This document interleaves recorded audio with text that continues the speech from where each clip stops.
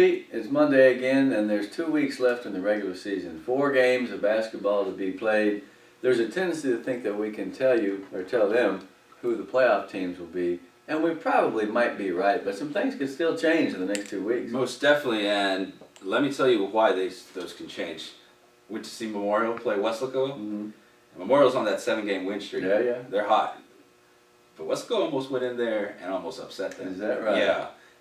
They were lucky to build off a first quarter lead. I mean, they had a pretty good lead. It was 22-8 in the first. But oh, wow. So you figured they're home free there. Yeah. But Weslaco came back and beat them both quarters in the second half. So you had a game starting the fourth quarter. What should have been a routine, hey, let's get out of here, let's do it, and it turned into that. So well, I hear that Memorial hit some threes. They did. Yeah. I had them hitting 7. Yeah, they 7 did. out of 12, I think, which is a good percentage. Yeah, Papito got on. That was the big lead that they built on. I see. So they hit the bombs exactly, early. Okay. Exactly. But then Brandon Lopez from Weslaco, remember the defensive football back? player, yeah, defensive back. Yeah. He brought it back and he started getting at it, and he was playing tough actually. I mean, you remember Bernie Signs, right? I do. That's his son. You're kidding. No, that's his son. I did not know that. Yeah. Bernie Signs used to be in Pan Am for a while. Yeah, good guy. Always into something. Yeah, and cool. Yeah, he was giving me the rundown on his kid and the other kids, and it's tough because they don't have a district win yet. It's strange to see Weslaco in poor shape because Gabe and them, man, they've had playoff teams for 6, 7, 8 years. So maybe they'll come around next year. So they gave Memorial a good shot. How did Fernando Sosa play? Because I like that kid for Memorial. He played well. The bulk of the points came from Papito. 18. Yeah. He had 18. And it was 51-42. Is that the final 9-point game? 51. He had 18, and the rest were scattered with 5 for a, so it was. David Johnson, I heard, had a decent game. That big freshman. Yeah. See, they got some big kids. They got some size. Yeah, he's looking good for the future. I've seen him. Actually, he's dunked in the game. Is that right? A dunk in the valley? My goodness. Next one we'll have snow. Already happened. Indeed. So yeah, obviously everybody's got Rowe on their radar to win the division, to win the district, and Memorial's looking strong second. Memorial's looking strong second, and if they're able to get a couple of, things going their way, maybe Rowe loses a couple, thinking, maybe. I mean, it's 8-2, 10-0. So again, 4 games to play. It's not inconceivable. They're going to need help, a lot of it, but Memorial can still win the title. But I really don't see Rowe losing, especially they've got, what I got here, Weslaco and San Benito. San Benito's got a chance at them. I think they're 6-4, but no, I don't think that unless something crazy happens, the Rowe will probably beat them. Exactly, and then that sets up for next week, Rowe Memorial. Rowe Memorial. Now, a rematch. When you look at a game like that, obviously Memorial feels like, because it's on the winning streak, it's playing a lot better. What do you think it's going to have to do against Rowe? Just keep up and not let up, because down by the rim, it's going to be tough. Pablo Adam is going to have his hands full. And they're going to have, if they could get that freshman in to work against maybe Alan a little bit at least at the post, they might be able to pull it off. But in other words, getting meaningful minutes from as many kids as possible. Exactly. You can't just be, and we said this at the beginning, it can't just be Gonzalez. Exactly. It's got to be some other kids. And it seemed to have been getting more balanced attack the last couple of weeks. Now,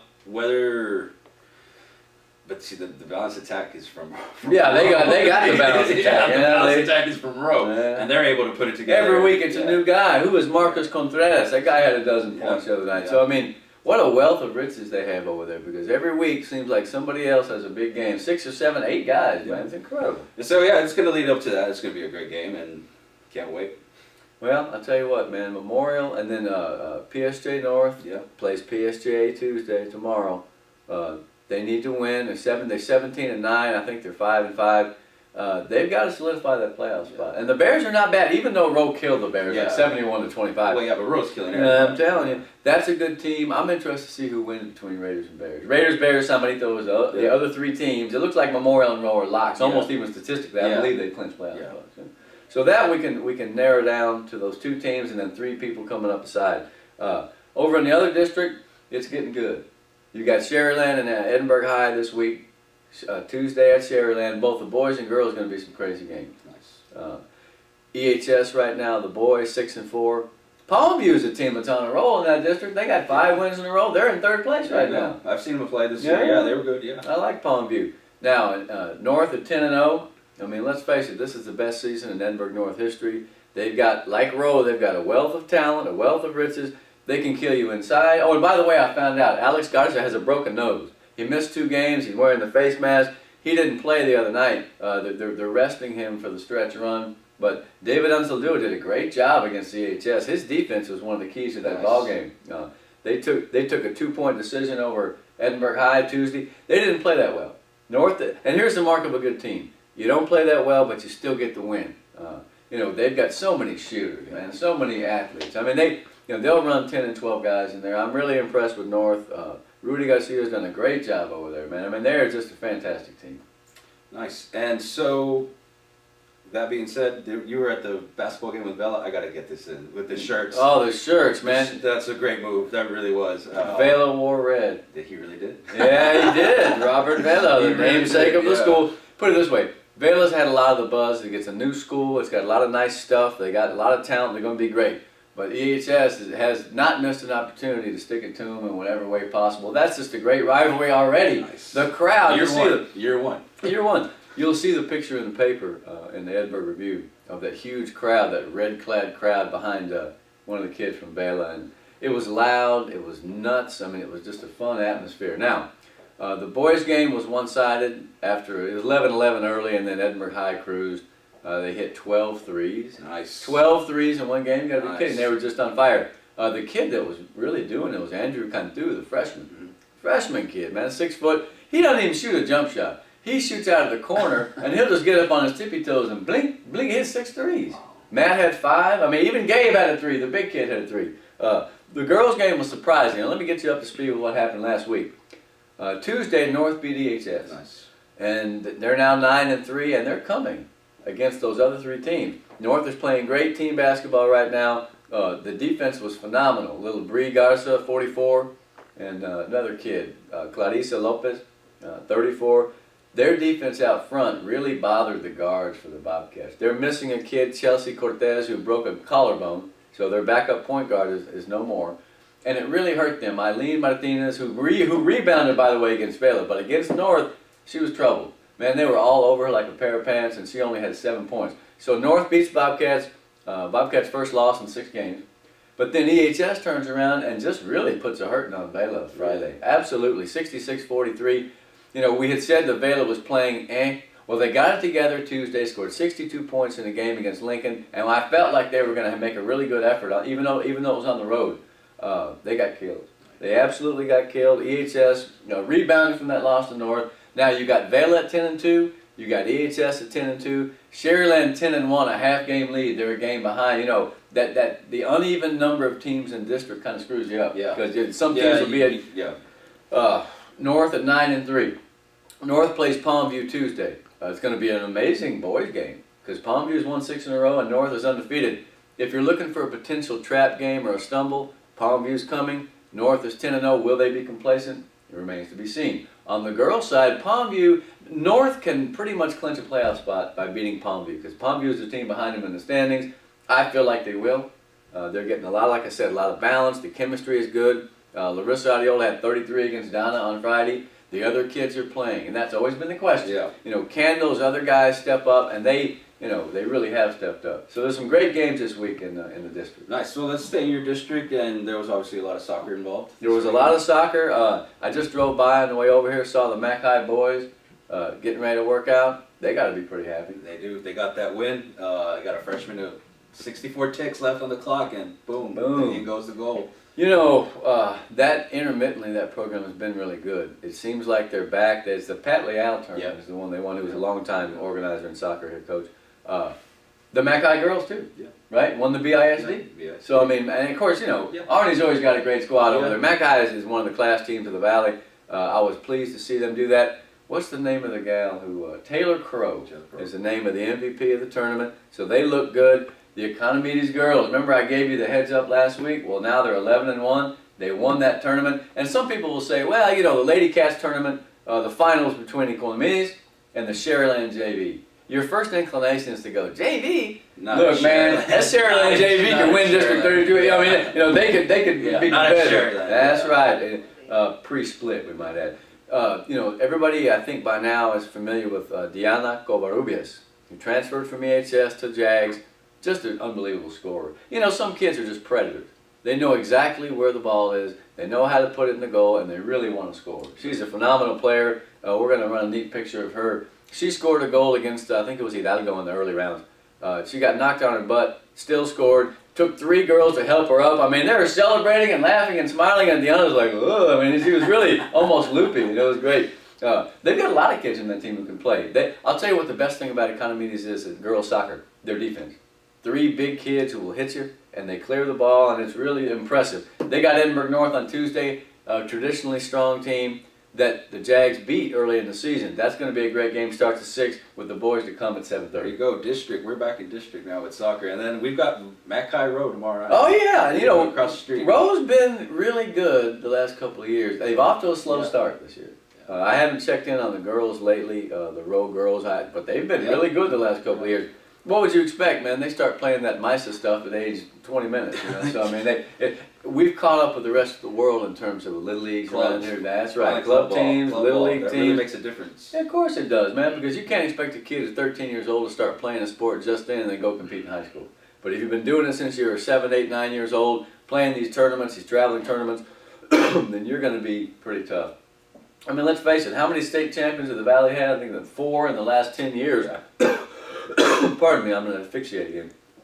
We really do have good soccer now. Yeah, we really do. I mean, you got state champs. I mean, that's right. That makes all the difference. When you have the titles, you can claim it. And Sharyland, as a state champion, did a smart thing, which is to go back upstate and play in tournaments up there early season. Yeah.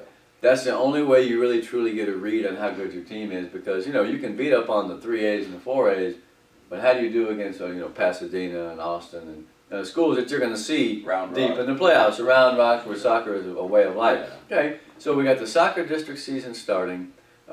We got the basketball down to the last 2 weeks. Oh, I wanted to mention this. I'm sure you guys are familiar with Micheline Mensalita from Edinburgh High. Been a 4-year superstar for the Bobcats. Just a great gal. She had a signing going to Our Lady of the Lakes. We're going to play with Stephanie Nunez and a former teammate up there. I'm telling you, man, there are over 100 people. More than 100 people were on hand for that signing in the gym Wednesday. Wow. It was just a neat thing. I mean, it was a time to celebrate someone who's really been a good citizen. She's been a great player. And they're not through yet. It was kind of weird. Usually the signings take place after the season. After the season, it's kind of like, well, we've got to fill all this. Yeah, we'll fill the space with this, right. But no, we're 2 weeks away from the playoffs, and they did this signing, and it was kind of odd. But no, I enjoyed it. It was nice. Her sister's always been a real fun gal over there. I mean, a good athlete. Great family. And I finally figured out, I nailed home where they're from. Because they're not from Valley View. They're from Curacao, which her father, Randolph, who's a pastor, was saying Curacao. So I guess we have to learn how to speak in the vernacular. It's an island off of Venezuela. Yes. And he moved here in the 90s, went to Rio Grande Bible Institute. You know the thing over there on Klausner? Yeah, 281, yeah. Become a pastor. Their mother's a real gracious woman. Just a classy group. Really classy group, and I was excited to see them sign. Now, the other thing that happened over at EHS is like the Bobcat Week, was the cheerleaders. Yeah, national champions. Tell them about that, man. National champions. They were. It'll be a story in the paper. But when you can become the national champions at anything, especially at high school, I mean, you've obviously got something going in there at your program. As it turns out, there were only 2 schools, both in Edinburgh, ironically. I don't know whether that's the cheerleader capital of the world. I don't know. One in regionals in San Antonio. What you do is you perform at regionals in various and sundry ways, and then you get a bid or an invite to the nationals. Whereupon EHS went up there, and Ava Pettis is the advisor, and she was a cheerleader back in 2000. In fact, she was a football cheerleader that great year they went to the state semis in '99 with Bubba and Clarence Cruz and all them. So it was fun. That's what we like. We like to, as you get older, you see the guys that come up. That was their parents, that was their brothers. Now they're doing this. It was pretty neat to see. I'll tell you what, both Vela and EHS, those cheerleading groups are sharp. What they do is when they play each other, they have these jump-off contests during timeouts. And man, it looks like an acrobat troupe, man. I mean, always a competition. EHS has got a guy, Coach Kaz, his son. That dude can get up, man. he can leap and spin, and I mean the guy is a phenomenal athlete. And Vela has a couple of guys too who are just out of this world. I enjoy watching those guys do their thing, and so cheerleading and soccer and basketball. Now what's coming up soon though? We got a lot of spring sports to talk about. Well, softball. Oh boy, that's gonna be big. Yeah, I ran into Miranda Hinojosa. She works at HED. She's ready. She's ready. Sammy's always around. She's ready. She probably throws the ball in her sleep. She falls out of bed because she's pitching it in her sleep. And baseball and track. Track's gonna be good this year. I've been out at Economides watching Leah Brown, which of course is never a disappointing thing. Of course, she's a great hurdler. Yes. But the secret weapon, and of course the coaches probably don't want me to say this, she is throwing the shot put like you wouldn't believe. They wouldn't tell me the number, but they told me that I'm going to be impressed when I hear and see the number. So in other words, don't expect Leah Brown to compete for the district and regional championship in a field event. And why is that the case? Because in college, I think she has the best chance to be a decathlete or a pentathlon competitor, which means you're going to run, you're going to jump, you're going to throw. And with that body and that work ethic, I think she has a real chance to be a very fine all-around athlete. I think it's pentathlon they were telling me. I got to learn more about that. So track is coming. I think the first meets will be in early February. Yep. There's always one at, I think the FAR Winter Relays is the place to be, the first or second week in February. Softball, they started practice Friday. There you go. And they'll be playing scrimmages as early as next week, I think. Baseball is always a little bit further down the road. I'm not quite sure. I've got to study my baseball, but I think that there's going to be some dog fights. I wonder how good McAllen, Sherryland. Sherryland's always going to be pretty tough. Yeah. Trace Bernetta's senior year. Here we come, man. We wouldn't want to try to stop that guy, man. This should be exciting, especially there in Sherryland. They had the signing. He's going to UT or whatever, and that's actually going to be interesting to see. Yeah. I grew up going to those games down at Dishball Field. We'd get rides from my parents or take the bus. That's back when you used to ride the bus places. And see all those great guys. Calvin Ciraldi, Spike Owen. I saw Roger Clemens. And who was the other guy? Greg Swindell, the lefty, pitched for the Indians. All those guys at UT, man, they were unbelievable. Of course, the only thing I don't like about college baseball is wooden bats. And we would be remiss in our last segment here if we didn't mention the university sports at Pan American, because that program is on a roll. They really are, and like you were saying, they accomplished something that they hadn't, and they beat Utah Valley. Hey, man, that's one of the best programs in that guy, but one of the best former independents now in the Great West. They took them out. The men and women both got a win on the same day. And that's on the up and up. They should be proud, because that athletic department has come a long way since I was there, right. And because it was in shambles. Slowly but surely, Chris King, the athletic director, he's bringing it back up, and I think the joining of the new conference. Yeah, they're going to be in the WAC. Maybe one day we'll be in the tournament. Indianapolis, maybe. Yeah, we're going to be in that. We're going to be that team that plays Duke and gets beat 112-17 on the first day, but we'll be on TV. The 160. We'll be the UTSA or the Texas Southern. Yeah. But it's better than nothing, right? I'll tell you this. President Robert Nelson has done a tremendous job over there. He really cares about sports, and he puts it in context. He's not one of these guys who's going to put all his money in basketball, but he's made sure that Chris and those guys have the resources they need. Increasingly, and given the budget. Yeah, and that's what you need. You got to spend the money. You need someone who will back you like that. You got to promote. You got to spend the money. They're 10-10 right now, are the men, and they won 11 games last year. I'm trying to remember. I believe 18-13 in 06-07 under Tom Sudworth is the best record they've had in a decade. Yeah. It's not beyond the realm of possibility that they will have a winning season and get close to that 18-win mark. The women have their record's not as good, but they're coming on. They threw a freshman, Kaylin Boyd, into the mix on Saturday. She did a great job. Bianca Torrey, in her senior year, coming back from the knee injury, has struggled a little bit. Some suggested she might have taken that year off in a medical red shirt, but she wanted to play, and I don't blame her. She set the school record for scoring. She's still having a hard-nosed year. She's working hard, and she's contributing. She's just not scoring as much as she used to, because I don't think her quickness has come back 100%. Nonetheless, the basketball teams there are on a roll. The gym is refurbished. They got that big scoreboard. That's incredible. This replay board. It really is first cabin. I feel like the attendance will continue to increase. The only thing about Pan American is it's hard to get kids to come back to school because they leave. You left already, and some go Rio Grande City, Brownsville. Yeah. It's tough to do that. And that's right. A commuter school. Yeah, it is a commuter school, but I feel like, as you say, the vibe over there is positive, and of course I'm a little biased because I work over there and such. But I don't know. It's nice to see them not be horrible. Because when you're not horrible, that's a good thing, right? I mean, that way you have a chance to That's how enjoy you get some people in positive. seats. That's right. I mean, you got to win. There's no other way around it. I mean, and when they won in the old days, they packed 3,500 a night into that thing, and it can happen again. The thing about basketball, it's hard to be good in football with only 2 or 3 or 4 good players. But when you play 5 total, or 6, 7, 8, if you get a couple of really good players, a lot of things can change. And I think that they'll be able to recruit better because they're getting into a conference. definitely. They'll have a winning record, we assume, or we're thinking. All those things will contribute to the fact, and the university is fine too, academically. No probation anymore. So I feel like those factors add up to a situation where if they play their cards right, they can recruit some good kids, and they can be right into the mix there. Maybe the NIT in a year or 2, who knows?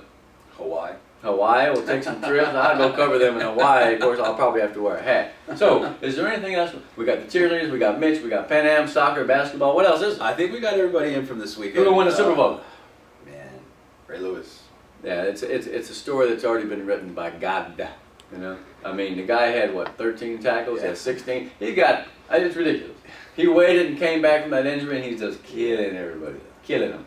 Joe Flacco, too, is throwing the heck out of the ball. He really is. That guy's tough, man. Yeah, I mean, they lit it up. I mean, I feel bad for Atlanta, but you know what?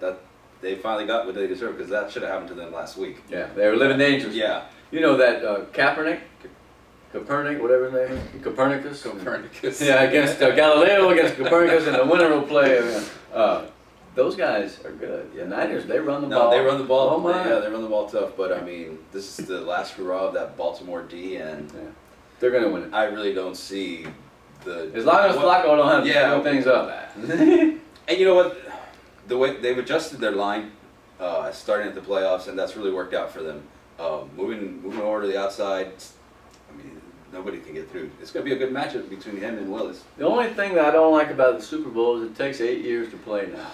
So you got 2 weeks to go, and we're going to have to hear about every little bitty thing about the third string long snapper. It's like, just play the game already. I bet some of those guys wish they could play tomorrow. Yeah. Get it over with and see who wins. Well, let's set the stage for next week. We're going to come back and tell you who won Sharyland EHS. It's a big game. We're going to tell you about Edinburgh North and Palmview. We're going to tell you who did what in the first week of the soccer district seasons, both in 30 and 31. We may even come back and talk a little bit about Mission and Mission Vets, because those Vets boys are on a roll. That's a good basketball team. Nice. We also need to talk about, it's going to be big next week, Roe Memorial. I know we talked about it a little bit earlier, but I'll talk about it a little bit more next week. That's setting the stage, at least here in McAllen. Can Memorial climb the mountaintop? I feel like they have a decent chance, although, some people say that Roe's unbeatable. We're going to find out. If you have any comments, criticism, or faint praise for the principals here, then please give us a call. Get on the website.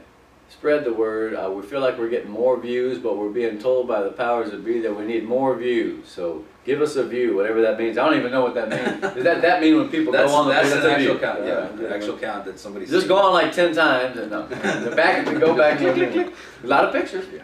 A lot of pictures on that. We're getting our galleries up, and we're just getting at it. We've got a good team here, and we're really doing it now. Well, we'll see you next week. Greg Selber, Pete Pettis, Talking Sports.